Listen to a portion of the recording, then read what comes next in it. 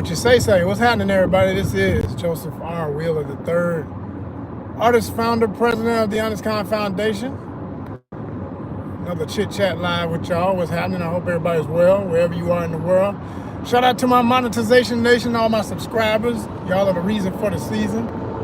All my people worldwide, and I do mean worldwide. True fans of ONYXCON. What's happening? What's happening?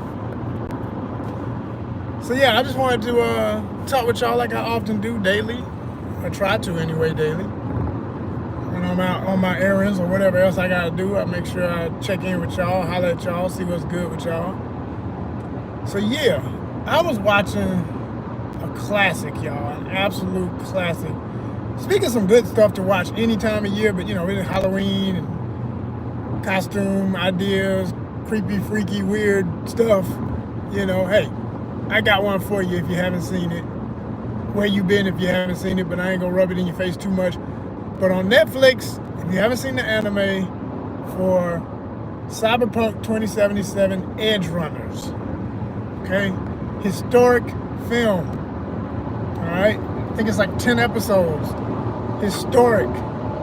It's historic in so many ways because it literally rebooted the franchise of Cyberpunk 2077 after all of the glitch failures of the video game by CD Projekt Red that has rebooted itself since and become one of the greatest video games of all time. I mean, it's an incredible story of a game that was promised to be so perfect. It came out, it had all these problems, and it really cost the company.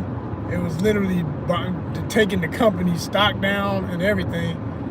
And then they had the intellectual property rights to do an anime for Netflix through Trigger Studios, which is known for some legendary work out of Japan, and Trigger always comes with it.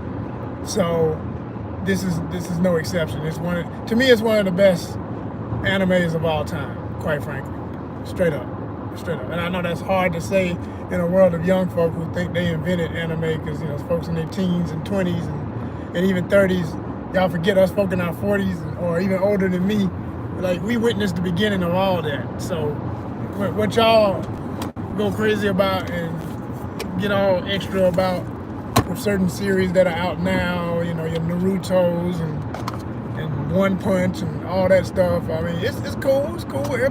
Every generation got their stuff. You know what I'm saying? But hey, we came up on Akira. You know what I'm saying? We came up on G-Force. You know what I mean? We came up on Robotech, Maycross, all of that, you know? And the thing about that era that I sense is the reason why I love an anime like Edge Runner so much is because it's a complete story. It's not just the violence, it's not just the over-the-top, high-strung, obnoxious, loud characters. It's not just the high-paced, fast-paced action. It's not just, you know, it's so much more. It's like, it's a complete story. It's a love story. It's a family story. It's got villains that are memorable. You know what I'm saying? Not just, oh, it's the bad guy, the bad woman. Okay, they did. You know, you got betrayers. You got like ancient level storytelling. Like they really followed an ancient script of certified classic storytelling. You know, you had every single element. You know, it's a coming of age story. It's a memorial story with your main character, David Martinez, and how he goes through the mourning of his mother after she's killed in Night City. And I think the only thing about that didn't register as much with me was that throughout the film, the ones who actually were the reason for her demise, the mom's demise, if you haven't seen it yet, check it out. We ain't gonna worry about spoilers. We gotta talk. This thing been out too long, so we just talking, okay? And anything I said that could be seen as a spoiler, you'll get it when you watch it. You know what I'm saying? You'll understand it when you watch it.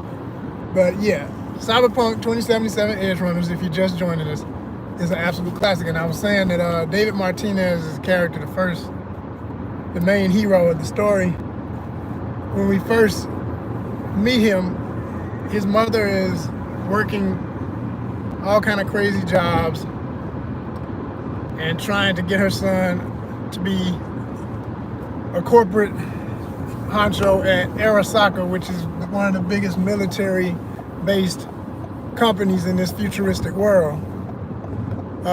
Their main competition is Militech, and it's kind of like selling your child to the devil, quite frankly, because he doesn't even want it per se, but he wants to make his mom happy, and he's got a right to think that way because he's conscious of how messed up Arasaka is.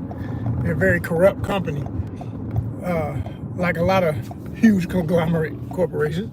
But he deals with the trauma of his family is poor. When his mother gets killed in this accident, they get in a car wreck because there's a damn gang fight. They're trying to hide this gang called the Animals is trying to rob a vehicle next to their car while they're on the road, and they get caught in the crossfire. He ends up flipping the car, and the mom dies. Or at first she was in critical condition, and then when he took her to a local medic, a little ghetto medic, quite frankly, because he couldn't afford a real hospital. The dude really had no intention of saving it. He just wanted to sell her body for parts and stuff, because that's how they do in this world.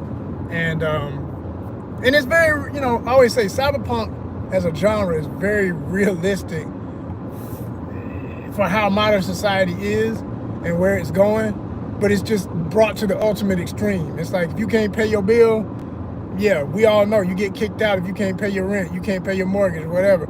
If you don't have medical insurance, it don't matter how bad your injury, the hospital ain't gonna admit you, that kind of stuff. So you see the same type of craziness happening in this world, but it's to the nth degree. It's over the top. Like, they have a medical insurance provider that I always laugh whenever I see him. I say, that's Kaiser in the future right there. This damn thing is Kaiser, because it's real expensive, and only the most, whether you can, or if you can afford it, even some folk who ain't even the best situations might be able to afford it, but it's still heavy to get it. But Trauma Team is what it's called, and when Trauma Team comes, they're like a SWAT team. They come in, assess the situation, pull you out, because usually it's in the midst of some violent, gang-infested situation, and they got to pull people out of there as quickly as possible, so they don't ask questions. They just come in. Anybody who's around is a target. If you get too close, you get shot, period. Their main objective is to protect the client and get them to the hospital and keep them alive. That's it. And I was like, whoa. So, they don't have that kind of insurance. You see it mentioned throughout the film. And every time it is mentioned, it's always with shock when somebody has that kind of insurance, or fear if someone's stuck in a situation where they're going to have to face them. So that leads me to say, there's supposed to be a live action, either show or movie that's being made. And as an actor, you talk about a dream. I really want to be a part of that. I don't know how to get my foot in the door, but I'm reaching at every angle to get to it, because I have had some access to some people in the past who are affiliated with the original company and the original visionary, Mr. Michael Pondsmith, who created the entire world. And but I haven't been able to really get anything directly.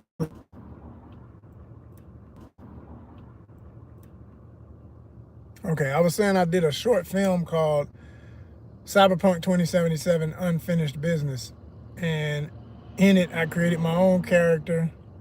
I basically did what you do with a role-playing tabletop game. You create your own character based in the world, and because that's what it all started as. It was a tabletop game from Artel Saurian, which is Michael Pondsmith's company, that, like I say again, created this entire world. And I created this merc slash fixer character called Mantis from Atlanta.